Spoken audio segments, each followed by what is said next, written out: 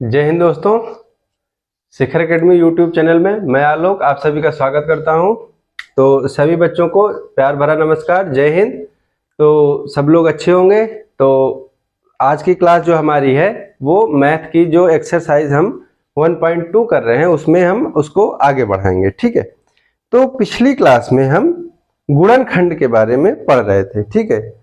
तो गुणनखंड के बारे में हमने क्या देखा था कि गुणनखंड जो होता है वो किसी संख्या का छोटा टुकड़ा होता है, ठीक है। जैसे हमने क्या देखा था कि अगर कोई संख्या है 12, ठीक, तो इसका अगर हम गुणनखंड करते हैं तो ये क्या होता है 2 गुणे 2 गुणे 3, ठीक है। क्या हो गया 2 दूनी 4 और 4 तियां 12, ठीक है। तो ये क्या हो गया, इस संख्या का गुणनखंड हो गया, ठीक है।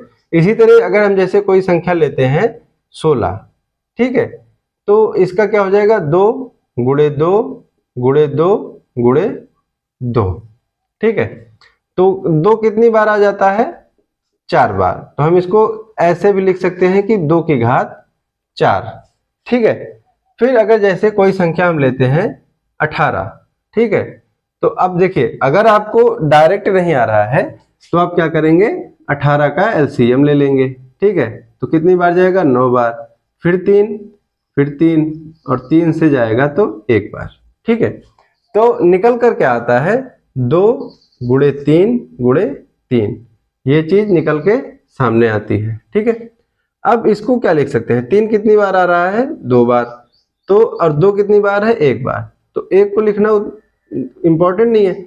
अब 3 कितनी बार है 2 बार, तो यहाँ पे क्या कर देंगे 3 की घात 2, ठीक है। तो ये चीजें जो थी ये क्या थी, हमारी गुणनखंड निकालने की विधि थी, ठीक है। हम इस प्रक्रिया से क्या करते हैं गुणनखंड निकालते हैं, ठीक। तो हमने कहां तक कर लिया था, हमने कर लिया था जो हमारा क्वेश्चन नंबर 3 था उसका फर्स्ट पार्ट, ठीक है। उसके बाद हमें सेकंड और थर्ड पार्ट करना है, ठीक।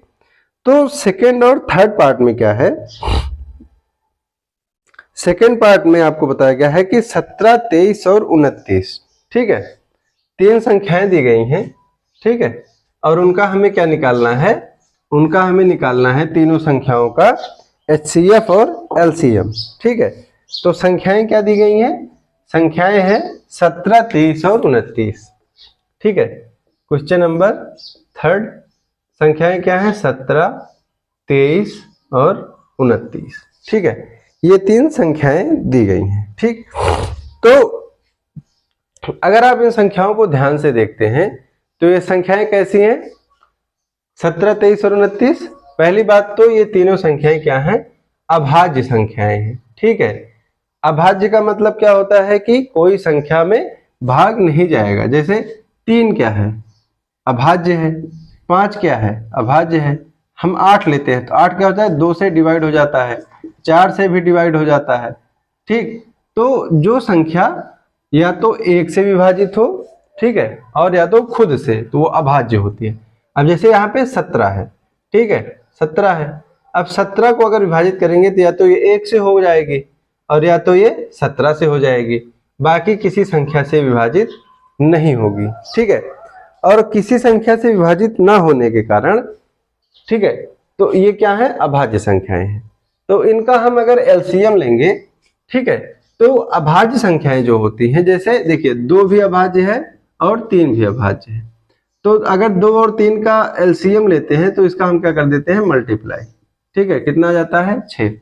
और अगर 2 अभाज्य संख्याएं हैं तो उनका एचसीएफ कितना आता है, तो हमेशा वो 1 आता है, ठीक है।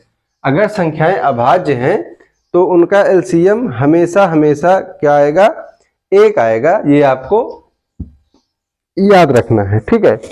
एलसीएम कितना आ जाएगा 1 आ जाएगा, ओ सॉरी एचसीएफ। और एलसीएम कितना आता है, एलसीएम होता है संख्याओं का गुणनफल, ठीक है। तो अगर हम यहां से निकालते हैं तो अगर हम एचसीएफ निकालते हैं तो कितना आ जाता है 1, ठीक है। और अगर हम इनका एलसीएम निकालते हैं तो ये 17 गुणे 23 और गुणे 29, ठीक है, इनका गुणनफल जो हो जाएगा वो क्या हो जाएगा इन संख्याओं का एलसीएम हो जाएगा, ठीक है। तो 17 से मल्टीप्लाई कर देंगे, 1 आएगा, हासिल के आ जाएंगे 5, और 34 और 5 39, ठीक है, और इसको फिर कर देंगे 29 से। ठीक, तो इसको हम अलग से करके देख लेंगे। ठीक है,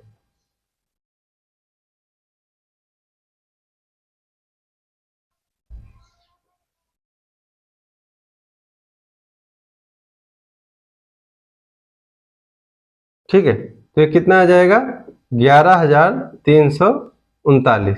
ठीक, और HCF कितना आ जाएगा, 1। ठीक है, तो ये क्या हमसे पूछा क्या गया था, हमसे पूछा गया था कि संख्याओं का HCF क्या होगा और LCM क्या होगा। ठीक है, तो संख्याओं का HCF क्या हो जाएगा, 1 हो जाएगा, और संख्याओं का LCM क्या होगा, तो संख्याओं का LCM हो जाएगा 11,339। ठीक, अब इसके बाद अगर देखते हैं थर्ड पार्ट क्वेश्चन में, तो इसमें 3 संख्याएं दी गई हैं, 8, 9 और 25। ठीक है, अगर इसका थर्ड पार्ट देखते हैं, अच्छा ये सेकंड था। ठीक है, तो दिया गया है 8, 9 और 25। ठीक, 3 संख्याएं जो है वो दी गई हैं, 8, 9 और 25। ठीक है, तो अगर हम इसका अब निकालते हैं, तो 8 को हम क्या लिख सकते हैं, 2 गुणे 2 गुणे 2। ठीक है, इसी तरह अब 9 को क्या लिखेंगे, 3 गुणे 3, और 25 को क्या लिख सकते हैं, 5 गुणे 5। ठीक है, ये क्या हो गया, 25 हो गया। ठीक, अब ये क्या हो गया, 2 की पावर 3, 3 की पावर 2 और 5 की पावर 2। ठीक है, तो हम इसको इस प्रकार लिख सकते हैं। ठीक, तो हमने क्या पढ़ा था HCF के बारे में, तो HCF के बारे में हमने पढ़ा था कि पहली बात तो वो कॉमन होना चाहिए। ठीक, और सबसे कम घात का होना चाहिए। तो यहाँ पे कोई भी संख्याएं क्या है, कॉमन नहीं है। ठीक है, तो कॉमन नहीं है तो 1 तो हर जगह उपलब्ध है, आप अपने मन मर्जी से 1 को कहीं भी रख सकते हैं। ठीक है, बस प्लस नहीं कर सकते हैं। ठीक है, अगर किसी संख्या में प्लस कर देंगे या माइनस कर देंगे 1 को, तो वैल्यू चेंज हो जाती है। गुणा तो हम कर ही सकते हैं, तो यहाँ पे कॉमन क्या है, 1 है, तो HCF क्या हो जाएगा, 1। अब हम LCM के बारे में देखते हैं। तो LCM में क्या था कि सभी संख्याओं की उच्चतम घात। ठीक है, तो संख्याओं की उच्चतम घात मतलब सबसे ज्यादा वाली पावर संख्याओं की ली जाएगी। ठीक है, तो यहाँ पे 2 की सबसे ज्यादा घात क्या है, 3, यहाँ पे 3 की ज्यादा घात क्या है, 2, और यहाँ पे क्या है, 2। ठीक है, तो क्या हो गया, 8 गुणे 9 गुणे 25। ठीक है, तो 25 अट्ठे कितना होता है, 200 गुणे 9, और ये कितना हो जाएगा, 1800 आपका आंसर आ जाएगा। ठीक है, तो ये क्या हो गया, 8, 9 और 25 का HCF हो गया और LCM हो गया। ठीक है, अब इसके बाद हम आते हैं क्वेश्चन नंबर 4 पे। ठीक है, अब क्वेश्चन नंबर 4 क्या बोल रहा है कि 2 संख्याएं दी गई हैं। ठीक है, और क्या दिया गया है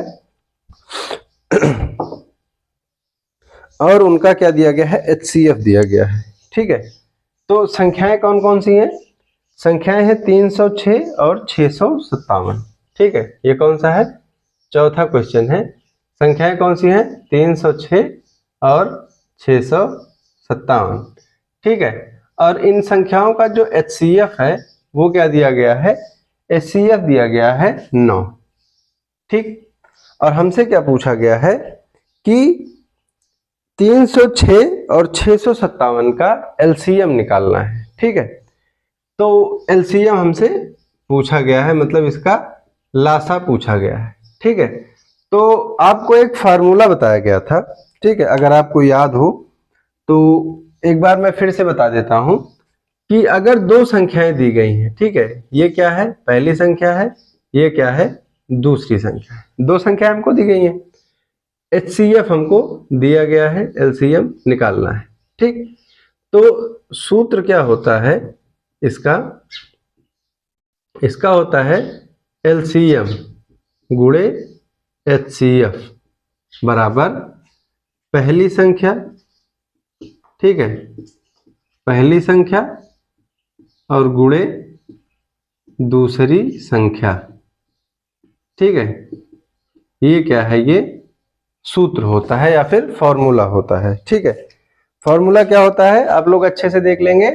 फॉर्मूला होता है अगर हमको दो संख्या दी गई है, ठीक है, और दोनों संख्या में दोनों संख्या में कोई एक चीज, ठीक है, एक चीज क्या, जैसे उस संख्या का या तो HCF और या तो LCM। ठीक है, अगर दोनों में से कोई एक चीज दी गई है, ठीक है, या तो HCF दिया गया हो या तो LCM दिया गया हो, तो और एक चीज पूछी गई हो। ठीक है, जैसे यहाँ पे क्या है, HCF दिया गया है और LCM पूछा गया है। ठीक, तो यहाँ पे हम क्या करेंगे, सूत्र का प्रयोग करेंगे, जो क्या होता है कि HCF गुणे LCM, ठीक है, HCF गुणे LCM इक्वल टू पहली संख्या गुणे दूसरी संख्या। ठीक है, तो ये चीज हमसे पूछी गई है। ठीक, आई बात समझ में।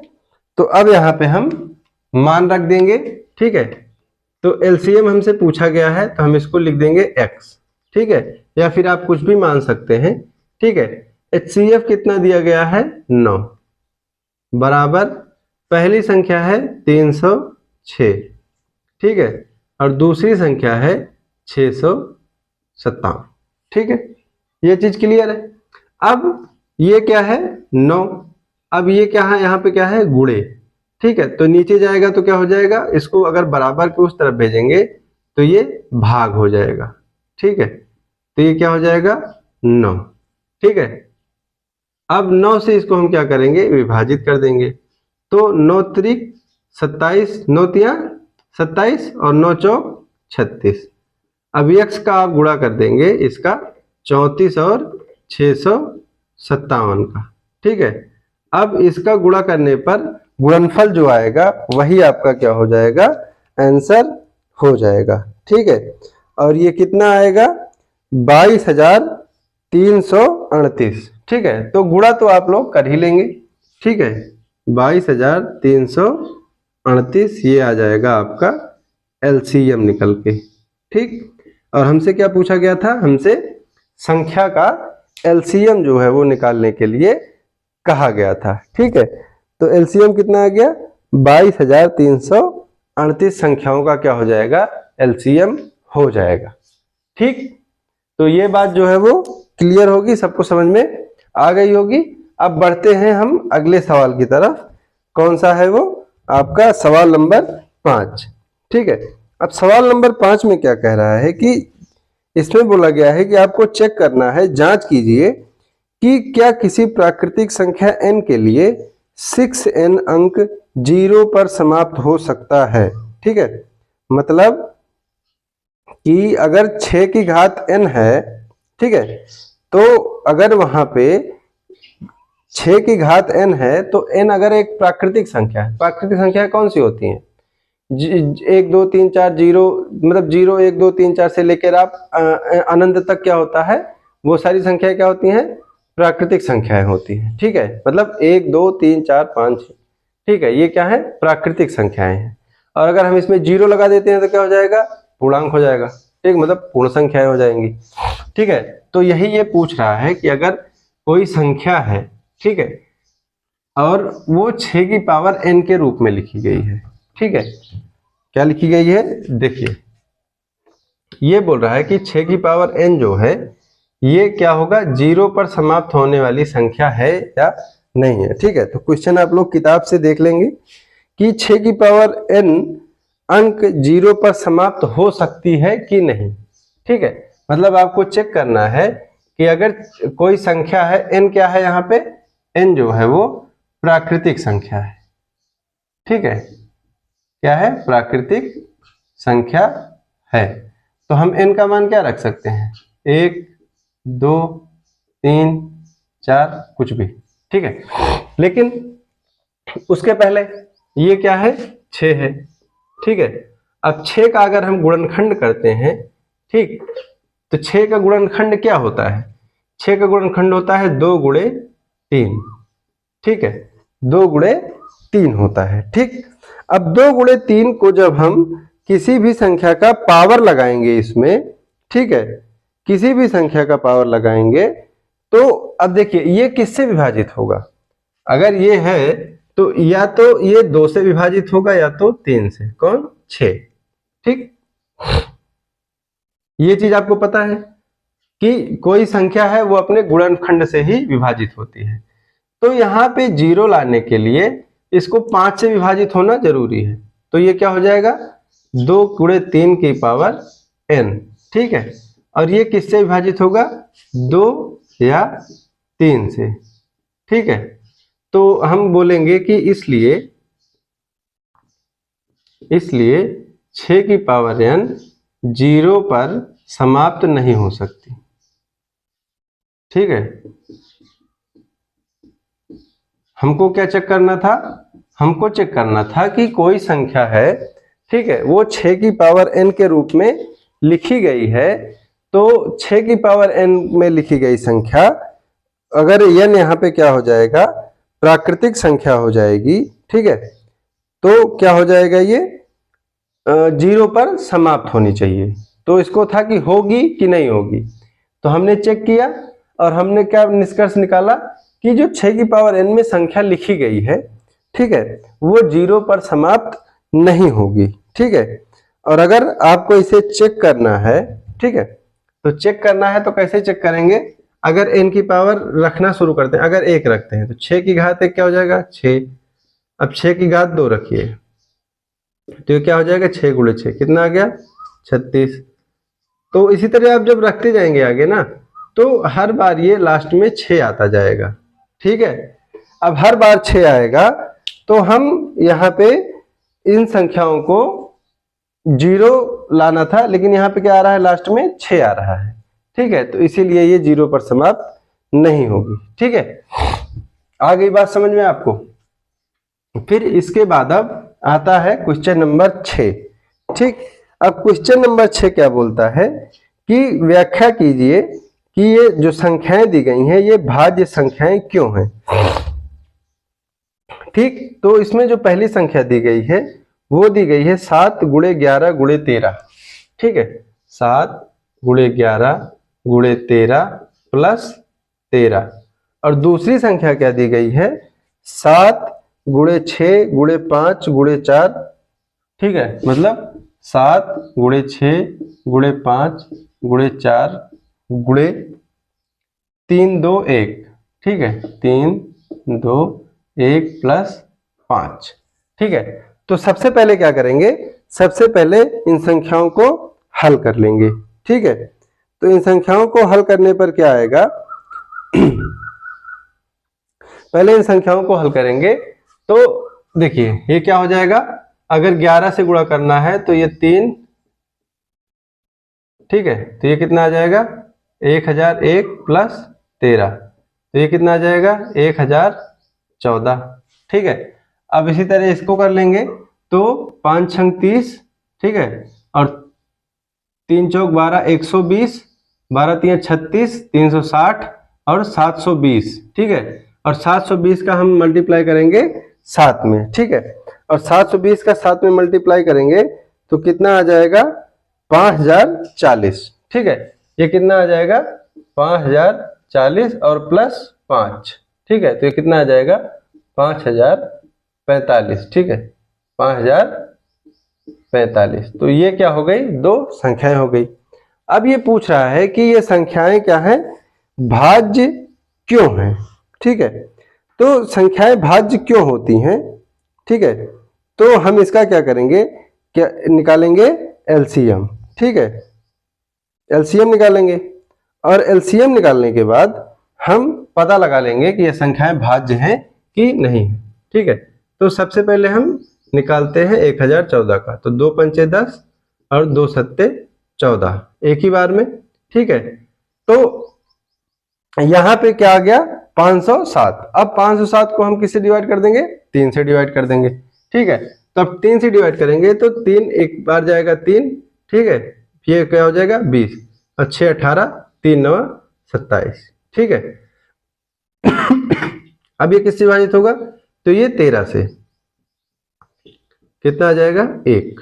ठीक है, तो ये संख्याएं क्या हो गई, पूरी पूरी क्या हो गई, विभाजित हो गई। ठीक है, तो इसका गुणनखंड क्या आ गया, 2 गुणे 3 गुणे 13 गुणे 13। तो पहली संख्या तो प्राप्त हो गई कि ये क्या है, भाज्य है। ठीक, अब इसी तरह हम दूसरी संख्या को निकालते हैं। तो ये क्या है, 5045। अब इसको हम 5 से करेंगे तो एक बार, ठीक है, और 5 9 45। ठीक है, कितना आ गया, 109 आ गया। ठीक है, तो अब इसके बाद सॉरी 1009, हाँ सॉरी, ठीक, तो ये क्या आ गया 1009, और ये क्या है, खुद एक अभाज्य संख्या है, तो ये क्या आ जाएगा 1। ठीक है, आई बात समझ में। तो इसका क्या हो जाएगा, 5 गुणे 1009, और इसीलिए ये भी क्या है, ये एक भाज्य संख्या है। और हमसे क्या पूछा गया था कि क्या ये संख्याएं जो है वो भाज्य संख्याएं हैं कि नहीं है। ठीक है, ये चीज हमसे पूछा गया था क्वेश्चन में। ठीक, अब इसके बाद हम नेक्स्ट क्वेश्चन पे चलते हैं, और वो है क्वेश्चन नंबर 7। ठीक है, अब क्वेश्चन नंबर 7 में जो चीजें हैं वो दी गई हैं। ठीक है, कि एक वृत्ताकार मैदान है। ठीक है, क्या दिया गया है, एक वृत्ताकार पथ है या मैदान है। ठीक है, तो क्वेश्चन नंबर 7, एक वृत्ताकार क्या है, मैदान है। वाह भाई, कितना अच्छा वृत्त बन गया। ठीक है, तो वृत्ताकार मैदान है, इस मैदान के चक्कर लगाने में सोनिया को 18 मिनट लगते हैं और रवि को 12 मिनट लगते हैं। ठीक है, तो एक लोग हैं सोनिया। ठीक, तो सोनिया को ले लेते हैं। ठीक है, ये कौन हो गया, ये हो गई सोनिया, और अब आएंगे रवि। ठीक है, सही बना, ये आ गए रवि। तो एक लोग हो गए सोनिया, एक लोग हो गए रवि। अब इन दोनों में लगी रेस। ठीक है, एक गोल गोल मैदान है, यहाँ पे दोनों खड़े हो गए। ठीक है, अब ये बोले कि चक्कर लगाएंगे इसका। ठीक है, तो सोनिया लगाती है 18 मिनट में। ठीक, और रवि लगाता है 12 मिनट में। ठीक है, तो इन दोनों की अपनी अपनी क्या है, क्षमता है। ठीक है, रवि लगा लेता है 12 मिनट में, सोनिया लगा लेती है 18 मिनट में। ठीक, तो अब क्वेश्चन में जो है वो क्या पूछ रहा है आपसे, क्वेश्चन में पूछ रहा है कि वो एक ही स्थान पर एक ही समय पर। ठीक है, मतलब ये क्या हो गया, स्थान हो गया, और टाइम एक ही है, दोनों यहाँ पे खड़े हैं। ठीक है, अब दोनों चलना शुरू कर देते हैं। ठीक है, रवि भी चल रहा है, सोनिया भी चल रही है। ठीक, तो ये पूछा गया है कि ये कितने टाइम के बाद। ठीक है, अब जैसे देखिए, अगर रवि चलेगा तो रवि एक चक्कर कितने मिनट में लगा देगा, 12। ठीक है, सोनिया चक्कर लगाएगी तो कितने मिनट में लगाएगी, 18। तो जब सोनिया यहाँ 18 मिनट पे पहुंचेगी तो रवि 6 मिनट आगे निकल जाएगा। तो ये यही पूछ रहा है कि कितनी देर बाद, ठीक है, घूमते घूमते घूमते घूमते वो टाइम कब आएगा कि दोनों एक बार फिर से यहीं पे मिलेंगे जहां पे इन्होंने शुरू किया था। तो इसके लिए हम क्या करेंगे, 12 और 18, इसका क्या लेंगे, एलसीएम। तो 2 छंग 12, 2 9 18, फिर 2 से तो 2 तिया 6 और 9। अब 3 से तो 3 तिया सॉरी 3 एक बार जाएगा और यहाँ 3 बार, अब फिर से 3, तो ये 1 और 1। ठीक, अब एलसीएम क्या आ गया, 2 गुणे 2 गुणे 3 गुणे 3, 2 दूनी 4, 4 तिया 12, 12 तिया 36। ठीक है, तो कितनी देर लग रहा है इनको, ये दोनों कितनी देर बाद फिर से एक बार जाके एक जगह पे मिल जाएंगे, तो वो इनका हो जाएगा कि ये 36 मिनट बाद। ठीक है, एलसीएम क्या आ गया आपका 36, तो ये 36 मिनट के बाद। ठीक है, टोटल इनको मतलब 18 2 बार ये चलेगा, तो जितने में ये 2 बार चलेगा उतने ये मतलब ये सोनिया 2 बार चलेगी, उतने में रवि 3 बार चल देगा और यहीं पे आ जाएगा, और ये 2 बार चलेगी, ये भी यहीं पे आ जाएगी। तो जहां से ये शुरू किए थे वहीं पे फिर से मिल जाएंगे। तो कितने मिनट बाद, 36 मिनट बाद ये दोनों अपने वाले पॉइंट पे फिर से पहुंच जाएंगे। ठीक, अब जो आपका था ये एक्सरसाइज 1.2 यहाँ पे कंप्लीट हो गई है। ठीक, अब इसके बाद आपको अपरिमेय संख्याओं को सिद्ध करने के बारे में पढ़ना है कि हम किसी भी संख्या को अपरिमेय संख्या सिद्ध कब करेंगे, जब वो है। ठीक है, अब ये नहीं कि आप 4 को लेके बैठ गए अपरिमेय सिद्ध करने, तो 4 तो परिमेय है ना।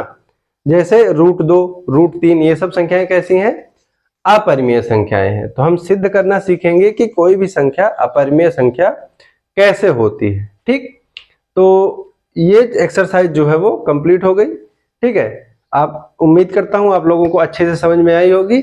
जो टॉपिक ना समझ में आया हो, ठीक है, उसको आप कमेंट कर सकते हैं। ठीक, और आज की क्लास को यहीं तक रखते हैं। वीडियो अच्छी लगी हो तो चैनल को सब्सक्राइब कर लेना, जिससे आपको आगे की जो एक्सरसाइज है वो अच्छे से मिलती रहे। टाइम टू टाइम आप अपना सिलेबस कंप्लीट करते रहें। ठीक है, तो चलते हैं, अगली क्लास में मिलते हैं। तब तक के लिए जय हिंद, जय भारत।